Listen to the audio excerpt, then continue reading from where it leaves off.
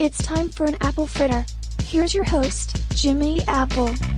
Welcome to another episode of An Apple a Day's The Fritter. I'm your host, Jimmy Apple.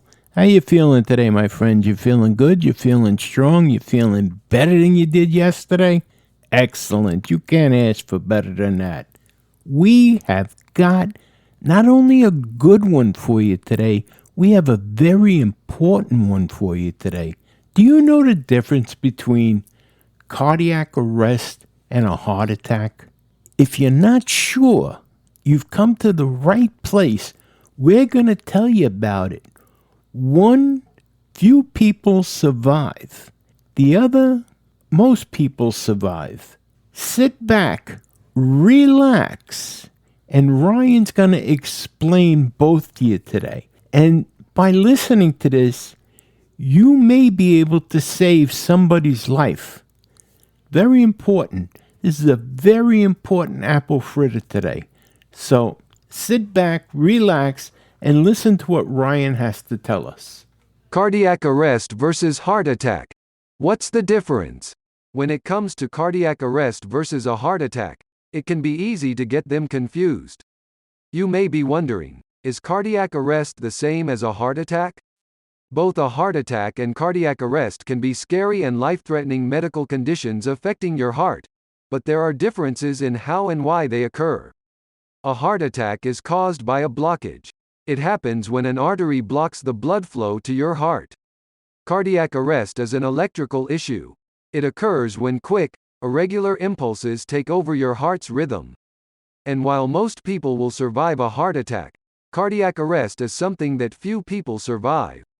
It's important in either case that you act fast and call 911. A cardiologist explains how a heart attack and cardiac arrest develop in different ways and what you should do in each emergency. Myocardial infarction, commonly referred to as a heart attack, can be deadly. In most cases, plaque clogs the arteries that supply blood to your heart.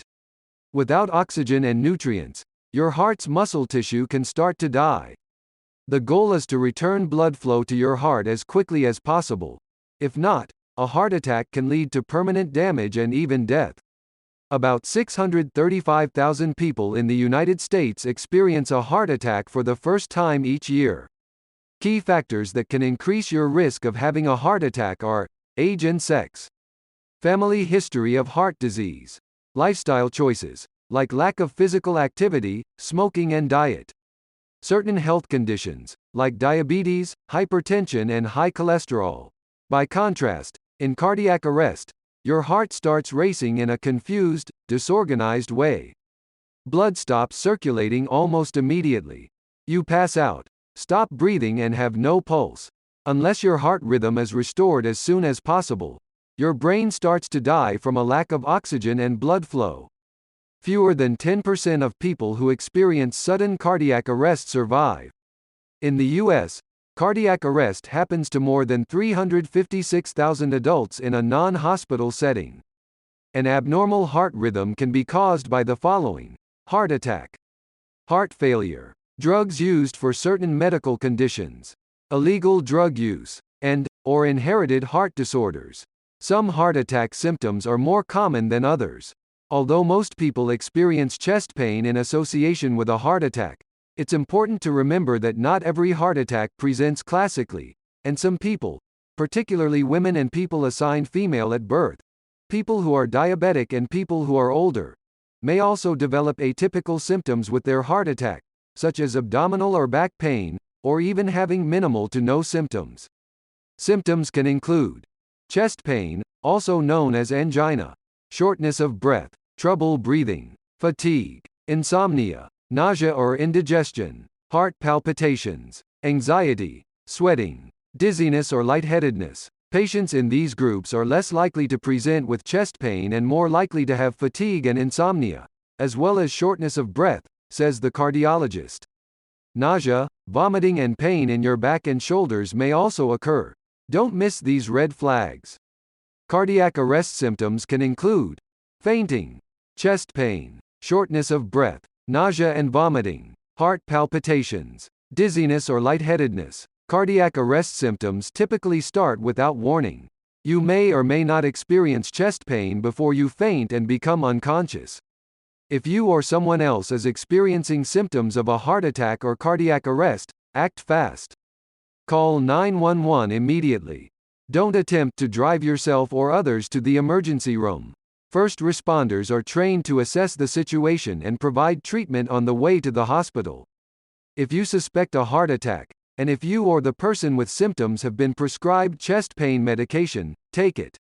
If you haven't been prescribed any chest pain medication, slowly chewing 325 milligrams of aspirin may help reduce damage and prevent blood clots from forming. It's vital that you act quickly.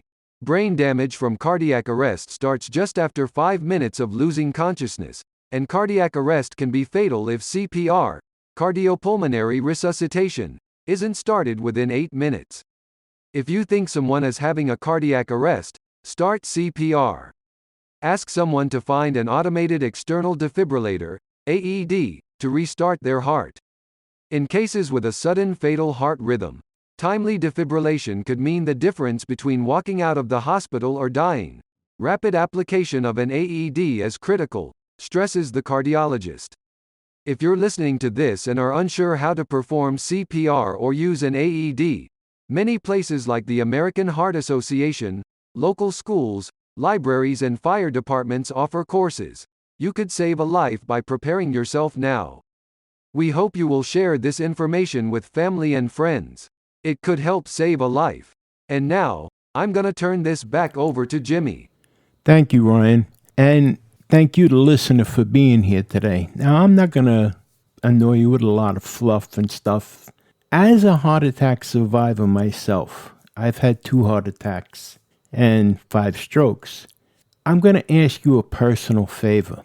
Please share this with family, friends, someone you love. Please. I think this is so important that people do know the signs and symptoms and what to do in case someone is having a heart attack or cardiac failure. It's just that important to me. So please do share this with someone you know and love, and make sure you know the signs and symptoms of heart attack and cardiac failure and strokes. And it's that important. It's that important. You can save a life.